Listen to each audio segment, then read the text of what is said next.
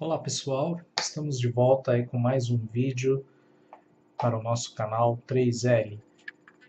Hoje, dessa vez, vamos fazer um pouco diferente. Em geral, os últimos vídeos nós tratamos de direito constitucional, a pedidos aí dos meus colegas do curso de Direito da Faculdade FMU.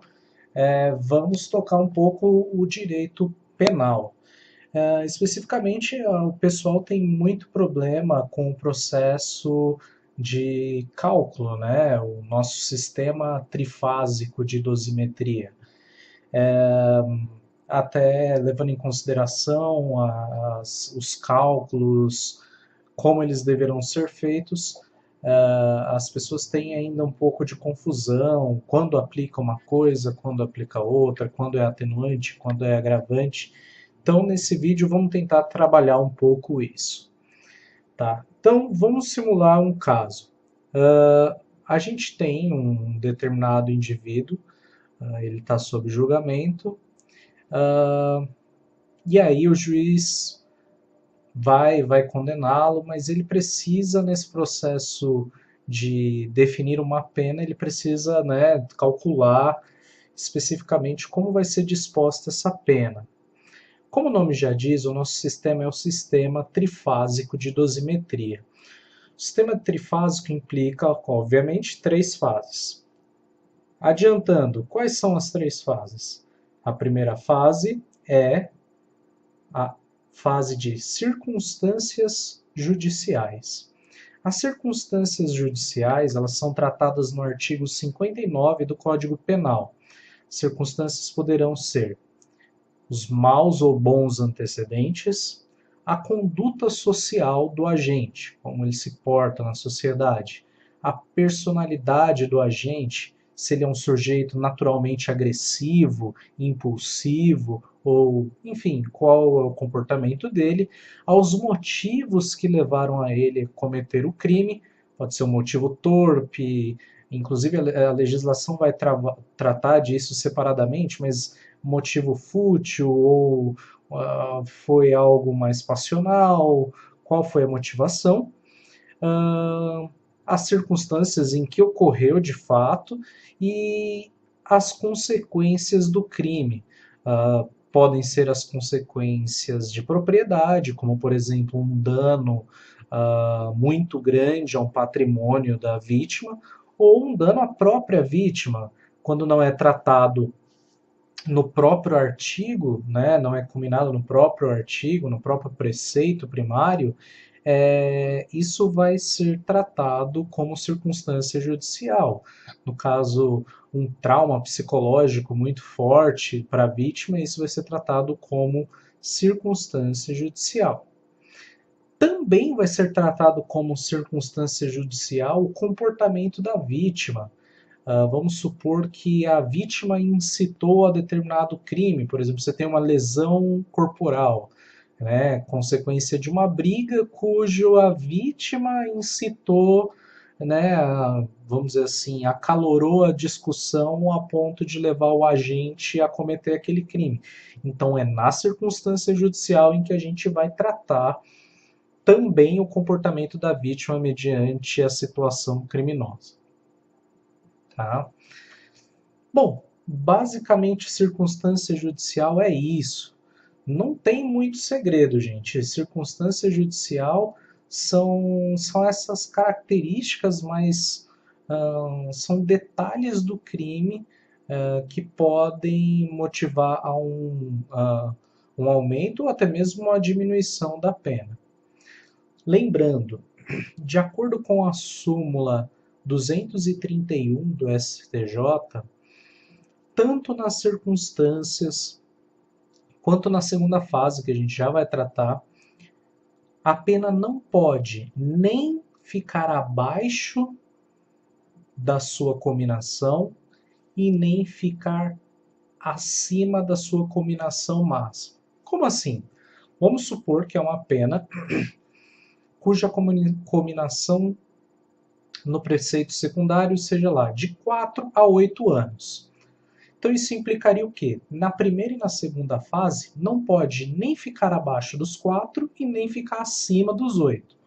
fácil, não tem dúvida, gente. Se está na lei dizendo que o limite mínimo é 4, o limite mínimo é, vamos mudar o número, 2, e o limite máximo é 6. É só não passar desse limite enquanto você estiver no primeira e na segunda fase do cálculo. Bem simples, tá bom?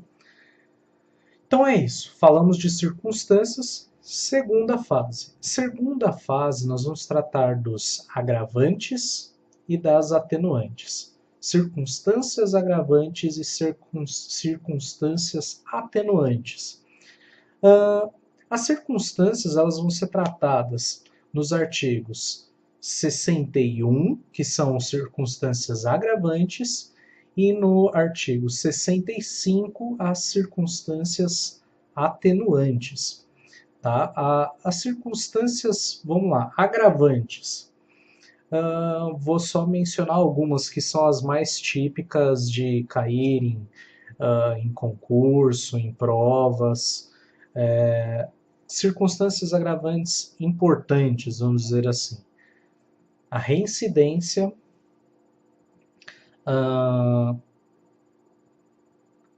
cometer o crime por motivo torpe, quando eu digo torpe, motivo besta, entendeu? Sendo bem na linguagem popular seria isso, né? Cometer um crime por motivo banal.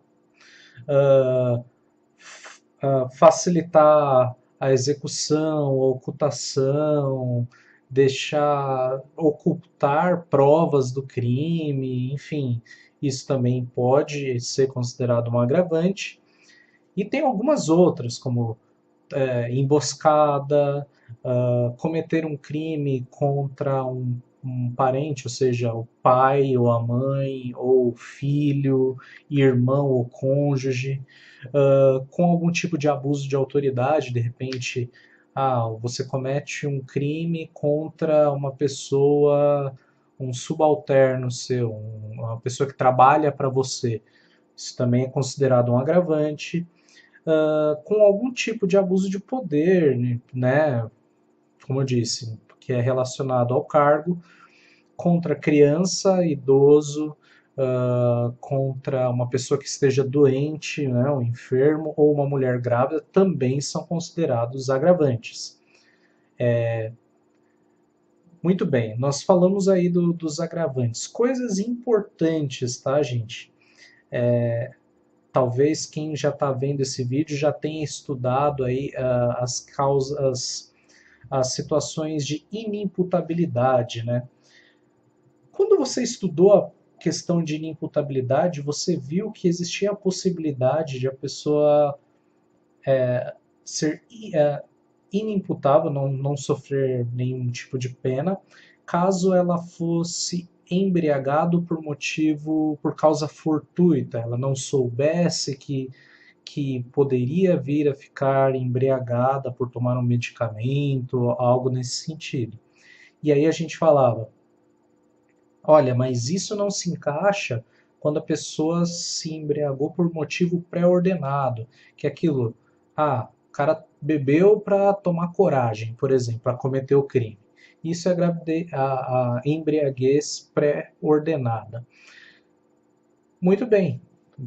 Embriaguez pré-ordenada também é agravante, tá? Tudo isso posto, vamos a algumas regrinhas importantes. Nós já vamos chegar à terceira fase, que aí complica um pouquinho mais. A gente não vai estar tratando mais de rol taxativo igual aqui, né? A gente vai falar das atenuantes, mas assim, até aqui a gente está limitando, né? Mas algumas coisas que a gente precisa se preocupar. A súmula 234 e a 444, salvo engano, elas vão tratar sobre a questão de conflitos entre atenuantes e agravantes entre si e conflitos de uso de uma mesma agravante também em circunstância judicial. Vamos lá, só para entender. Supondo que você comece a pensar, mas espera aí, está dizendo de antecedente e de reincidência, mas antecedente e reincidência não pode ser a mesma coisa? A resposta é não. Mal antecedente é mal antecedente. Reincidência é reincidência. Por quê? A reincidência ela só vai ser considerada até 5 anos da última sentença transitada em julgado. Então, o cara transitou em julgado, sentencia em 2012 e cometeu o crime em 2017, então ele é reincidente ainda até que, né, até a gente, hoje eu estou gravando esse vídeo em dezembro, até que, né, vire o flag aí, né, a gente entre em 2018. Mas e aí, ele deixa, não tem mais nenhuma definição, aí entra a questão dos maus antecedentes, que são crimes muito anteriores a esse prazo, a esses 5 anos, tem essa característica. Essa, agora eu não me recordo se é a 234 especificamente, ou a 444, recomendo que você pesquise. Nelas está definido a solução para esse caso. Se há mau antecedente, ele pode sim ser considerado no cálculo das circunstâncias judiciais e também você pode considerar reincidência nas agravantes. Mas veja, não confunda uma coisa com a outra. Se o exercício, a questão deixar explícito que o indivíduo tem maus antecedentes e tem reincidência, você calcula da forma como o exercício está dispondo. Se ele não deixar explícito, não caia nessa situação de se o cara é reincidente, automaticamente eu calculo o antecedente. Não faça isso. Siga o que está no exercício que você vai se sair bem. Tá? Então, falamos dessa questão de reutilizar, né? Até porque a gente não pode reutilizar no cálculo, porque existe um princípio do direito penal, que é o ne bis in idem, que seria a, a não possibilidade de você utilizar o mesmo motivo para culpabilizar duas vezes o agente. Então, não, você não pode utilizar duas vezes o mesmo motivo de culpa. Só a questão do maus antecedentes e reincidentes, o texto deixa claro que maus antecedentes e reincidência não são a mesma coisa, portanto, você pode utilizar sim, tanto nas circunstâncias maus antecedentes, quanto nas agravantes a reincidência. Beleza? O segundo ponto, dentro das agravantes e atenuantes, a gente vai ter as duas atenuantes mais conhecidas, aí, que mais caem em exercícios, enfim, são, primeiro, a menoridade relativa, que é quando a gente tem mais de 18 anos, né, ou 18 anos completos em diante, e menos que 21 anos. Nessa situação, o agente entra nessa regra de menoridade relativa. Outra atenuante é a questão da confissão.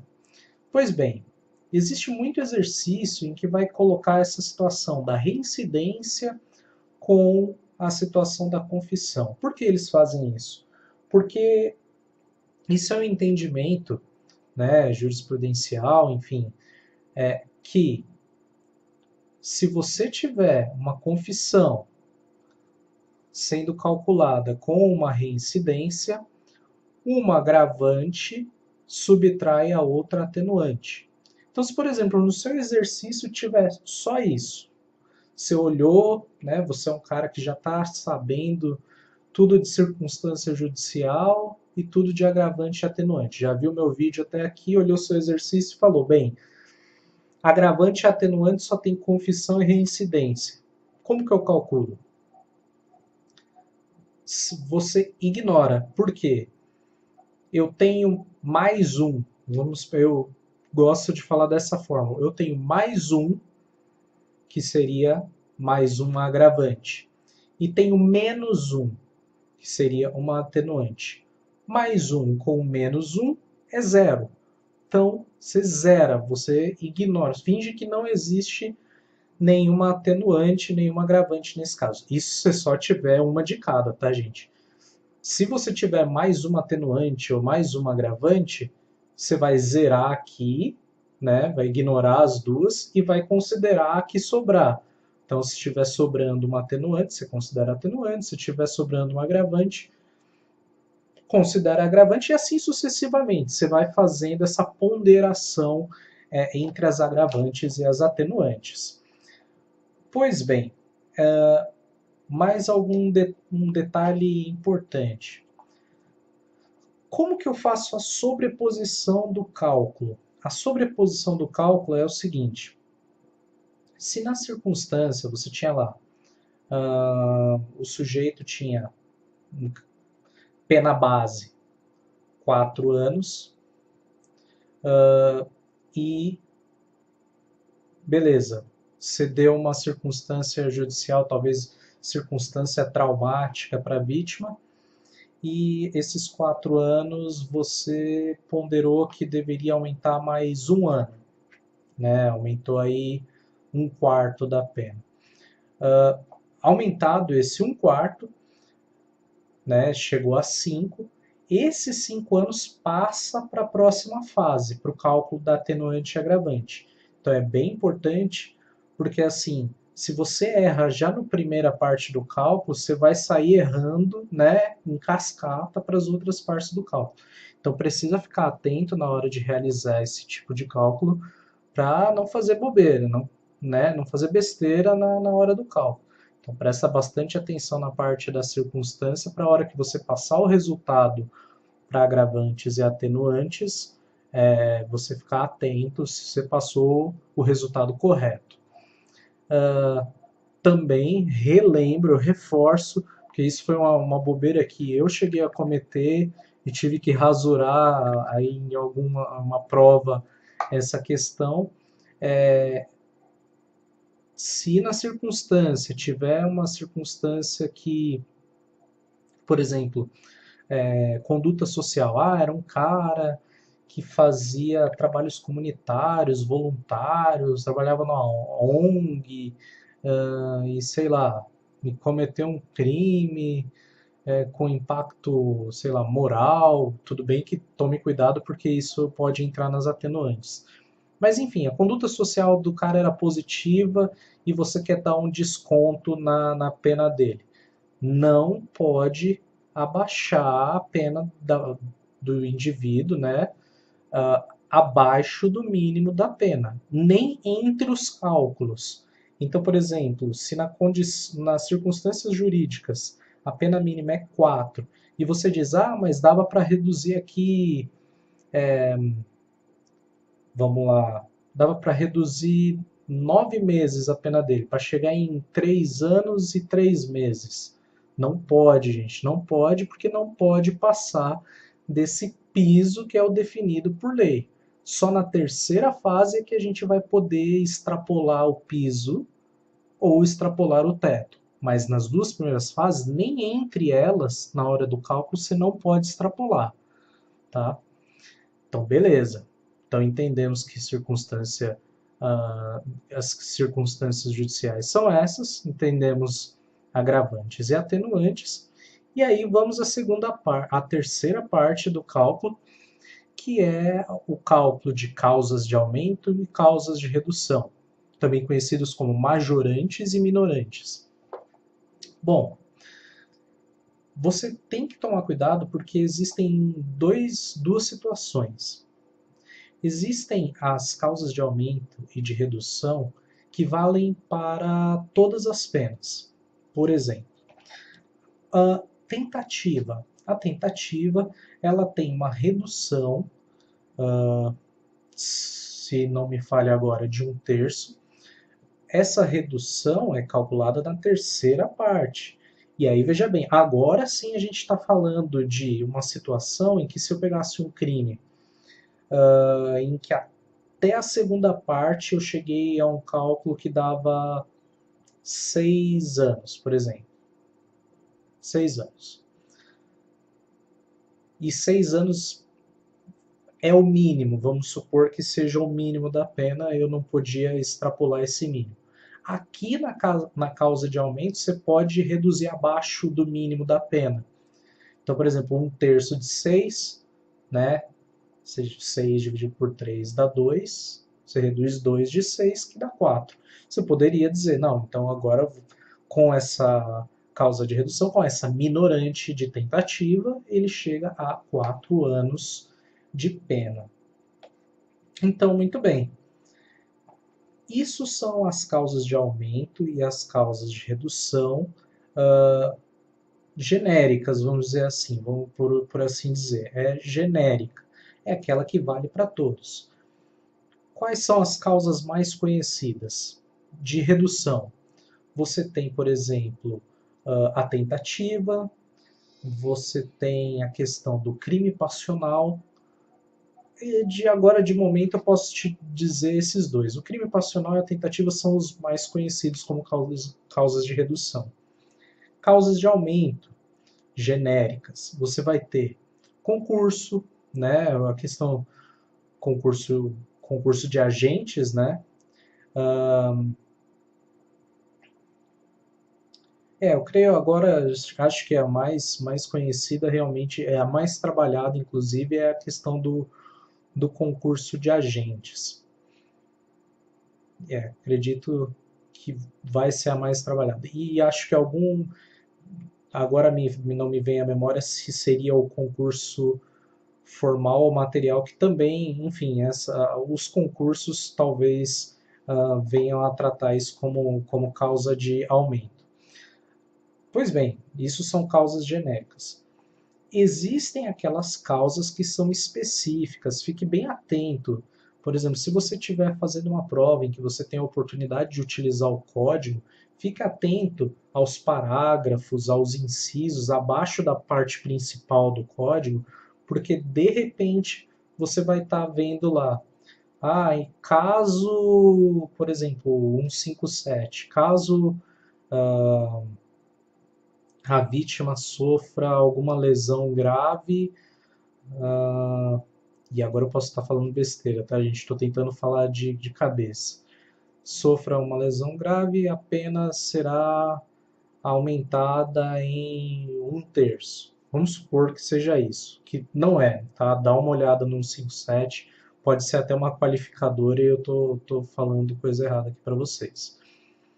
Mas vamos supor que tivesse assim, naquele artigo específico, está dizendo lá, um parágrafozinho embaixo dizendo, aumenta 1/3 em tal situação. Isso é uma causa de aumento específica, ou seja, dentro daquele determinado artigo, daquela determinada combinação, você tem 1/3, 1/4, 1/6. Veja que sempre nós estamos falando em questões percentuais. Uma das principais diferenças da causa de aumento e causa de redução para as outras, para agravante, para atenuante, para circunstância judicial, que em nenhuma delas a gente falou em valores. Você vai ter, por exemplo, estabelecido em algumas jurisprudências que agravante e atenuante você tem que aumentar ou diminuir 1/6, tá? Mas isso é uma questão jurisprudencial, cada tribunal tem um determinado entendimento. Não existe lei definindo categoricamente quanto que você vai agravar e quanto que você vai atenuar, ou quanto que vai ser cada circunstância jurídica. Não existe lei determinada para isso. Porém, nas causas de aumento e causas de redução, sim, há uma definição de quais serão, vamos dizer, as taxas de aumento e as taxas de redução da pena. Então, fiquem atentos, porque isso é questão muito importante e pode vir cair em prova, tá? Pois bem, finalizado tudo isso, aí você vai me questionar, mas Leonardo, também tem o cálculo de multa, porque tem crimes que vão falar, né? Bom, pena de 4 a 8 anos e multa. Pois bem, A multa, ela parte de um conceito tratado como dias-multa. Toda pena que envolva obrigatoriamente multa, ou seja, que seja quantidade de privação de liberdade e multa, ela começa com pena base de 10 dias multa. E conforme você progredir o cálculo do tempo, você progride o cálculo dos dias multa. Ah, mas Leonardo, como é isso? Por exemplo, se eu tenho lá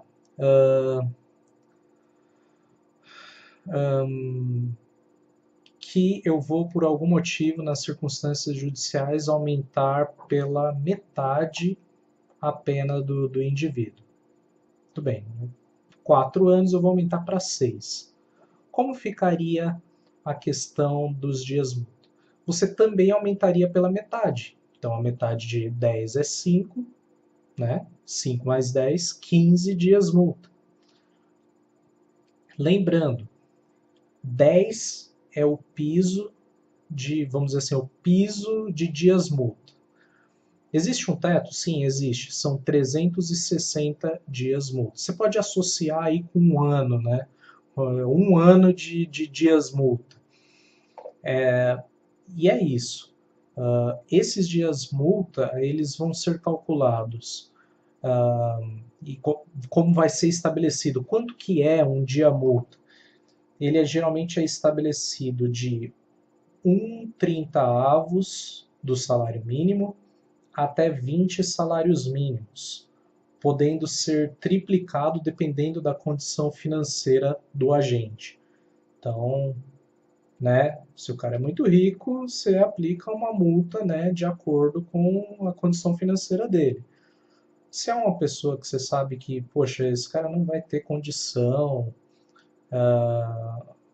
vai acabar indo, né, para aquela reserva penitenciária, porque o cara não tem condições de pagar, enfim, fundo penitenciário, né? Então, você coloca o mínimo que é 1/30 do salário mínimo. Quando eu falo 1/30, vocês entendem, né? 1/30. Pois bem, isso, estabelecer os dias multa é tranquilo. Se você entendeu a fórmula para fazer o cálculo do período que a pessoa vai ficar, né, com a sua liberdade privada, você consegue fazer o cálculo dos dias multa. Lembrando, não interessa quanto for a pena.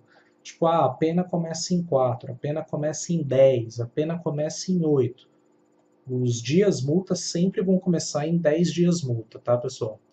Então não se enganem.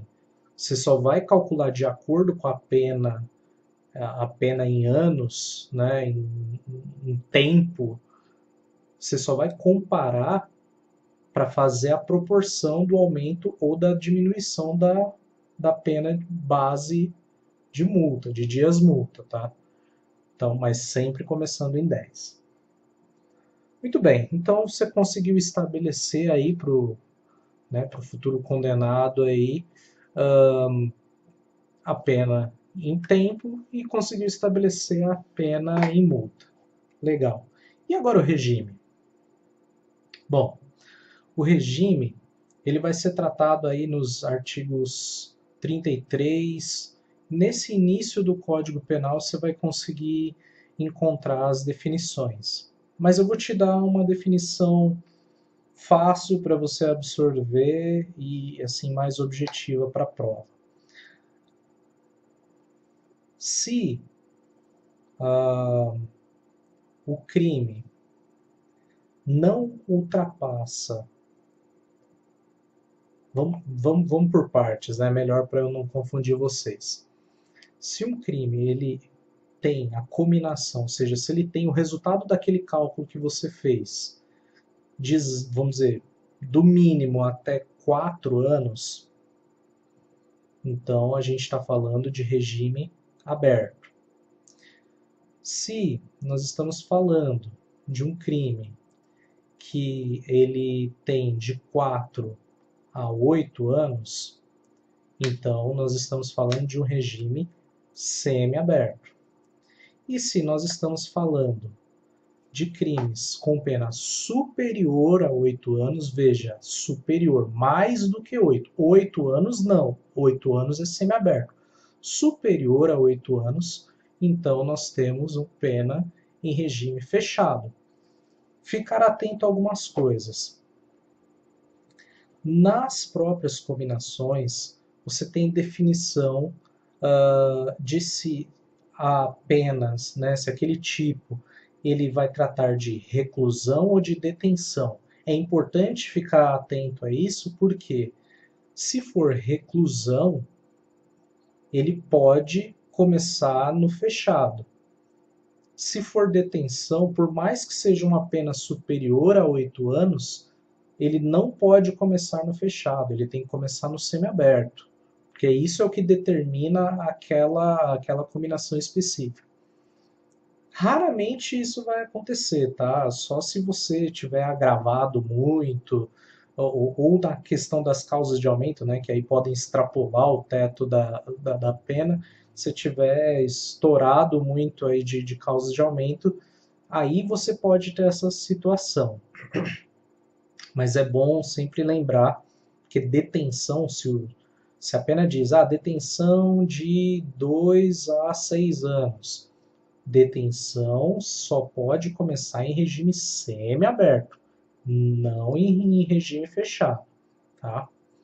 Mas vamos lá, se é reclusão, você pode começar do regime fechado, sabendo que a pessoa, né, o indivíduo, tenha cometido um crime cuja combinação, cuja pena seja superior a 8 anos.